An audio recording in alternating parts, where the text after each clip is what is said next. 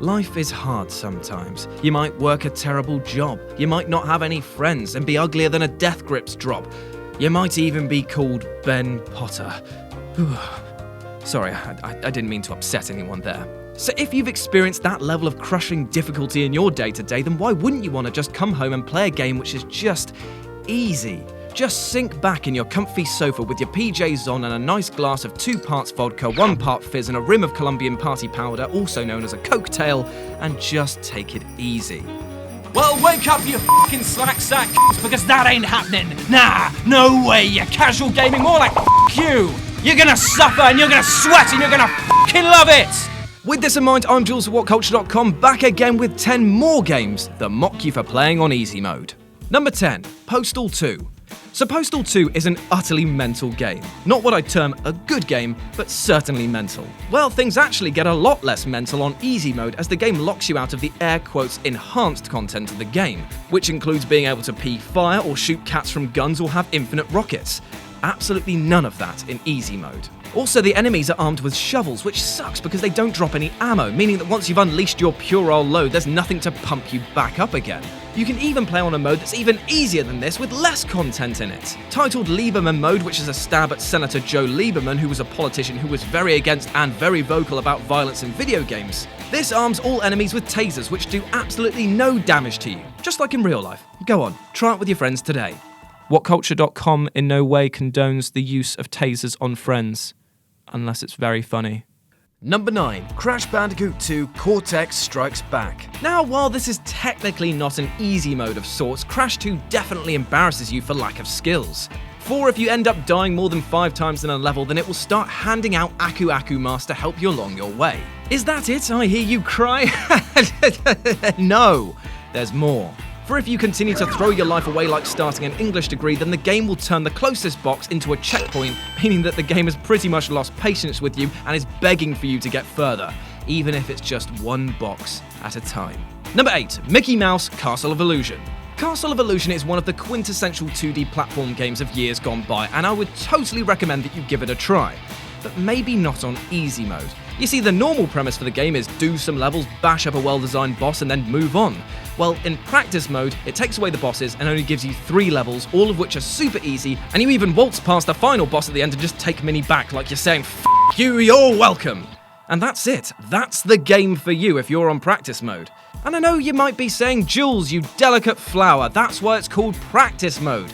Well, you know what? It actually does little to prepare you for the real game because the levels are too easy, meaning that you're going to feel like even more of a loser when you fail at the regular game. Number 7, The Dishwasher Vampire Smile.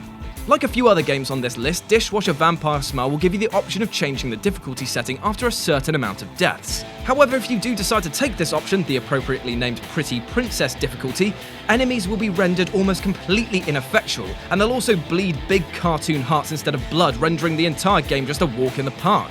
For a game that prides itself on gore and violence as well as its graphic depiction of each, this has to be the greatest insult of them all. For wanting less of a challenge, all challenges ripped away from you, leaving you feeling like a big coward who couldn't take the heat and got out of the kitchen. Number 6, 50 Cent Blood in the Sand. Ah, man, this game, I can't tell if I love how stupidly over the top it was or hated it because it was so stupidly over the top. Either way, I remember the feeling of shame that I got upon receiving the not bulletproof achievement. You see, in order to get this, you have to die in the easiest mode of the game. Now, at the time, I was going through a 100% gaming run to stroke my tiny gamer score into a throbbing collection of accolades, and so I had to leave this embarrassing moment forever captured on my profile for all my friends to laugh at and all the ladies that I hope to impress becoming drier than a sandpaper desert. Number 5, Devil May Cry. If there's a few things synonymous with the Devil May Cry franchise, it's monster combos, monsters, and trench coats that would be monstrously impractical in real life. Also difficulty, as many of the DMC games love to put in crazy hard modes designed to push players to their limits. Inversely, in Devil May Cry 1, the automatic mode pretty much takes away everything fun about the game. In this mode, you can perform all of the insane combos at the press of just a few buttons, which removes all sense of accomplishment. Worse still, if you choose this little babby mode, then you'll be locked into it, meaning that you'll either have to complete the game or lose all your progress if you want to try the real experience. Number 4, Bram Stoker's Dracula. This entry is less about making fun of the player and downright slapping them in the stakes, for if you manage to suffer through this appalling game on the lowest difficulty, then the ending is altered entirely. In this version, Dracula straight up escapes and goes on to wreak havoc all over the place. All because you didn't go through this ripened fruit of the tree on normal or above. But you know what, just do yourself a favour and avoid this one entirely. Number 3, Valkyrie Profile. So at some point in Valkyrie Profile's development, there was clearly a board meeting between developers on the subject of difficulty. I imagine it went something like this. Hello Jules, I'm your boss at this company where we work. Ah, yes. Hey. Hi, how's the game development going? Pretty good. I'd say give it a 6.5 out of 7. That's great, we should be shooting for that. That's perfect for the budget and the interest that is currently in our game. Yeah. I heard that you might be making some changes, Jules. Yeah, I mean, people have been saying that the game's pretty hard. Right. So I thought I'd put an easy mode in. Okay. And the easy mode that I've done is I'm going to take out some of the dungeons, just sack them off. Yeah. And then I'm going to also start the players at level 30. So you're going to remove content? Yeah.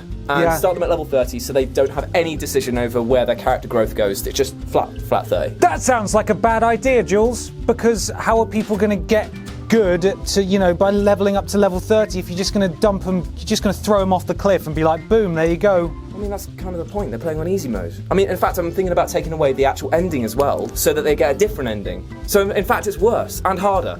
That sounds awful. I know, right? I'm just gonna make these changes now then, because yeah. Are you okay? Are you okay? No, God no. Right. I dream of death. Okay.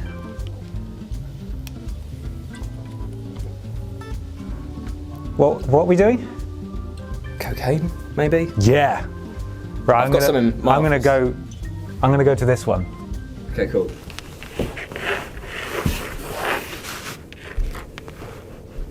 This scene is a perfect metaphor for this game, in that it's unnecessarily difficult. It's so much to f***ing work with, every day. They can't hear you, Jules. The microphone is on me. All they can hear is Ben rubbing up against a wall. You may need to subtitle yourself. Number 2, I Wanna Be the Guy. Okay, so this entry is pretty much all games bearing the I Wanna Be the Guy moniker, which had become particularly insulting to gamers looking to try and slide under the difficulty radar. The original title and indie gem was praised for its rock-solid platforming and unorthodox methods of getting from A to B, but its insane difficulty meant that many players opted for the easy mode. However, this results in the kid getting a pink bow put in his hair, and all save points are now relabeled as wuss points. So surely that's bad enough, right? Well, the other games in the lineup went a little further, and by that I mean that in the fan game version you'll be blocked from entering areas because of your pink ribbon, as the sign says, no ribbons. That's a pretty harsh dress code in this game. But wait, there's more! In the Gaiden version of the game, the entire pretense of easiness is dropped, and if you select easy, the game takes you to the Barbie homepage in your browser. Harsh. And number 1, Earthworm Jim. This one is just bizarre. So Earthworm Jim was a pretty odd game. Hailing from the 90s, which in stylistic terms is like simultaneously the best and worst acid trip ever, it's centered around a worm in a super space suit going out on galactic madness. Now, if your noggin is spinning a little from the abusive color palette, then you might want to put the game on easy mode to help your sanity.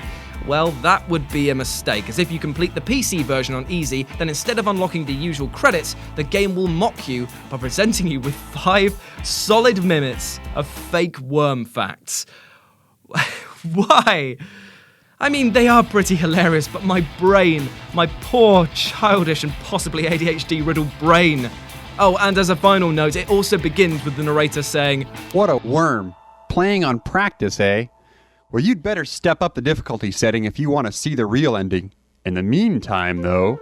And that's our list. Got any more games which laughed at you like your name was Ben Potter? Well, let me know about them in the comments section below. And why not swing by whatculture.com for more news and articles like this every goddamn day. As always, I've been Jules, and you can follow us here on Twitter or me personally at RetroJ with a 0, and I will speak to you soon.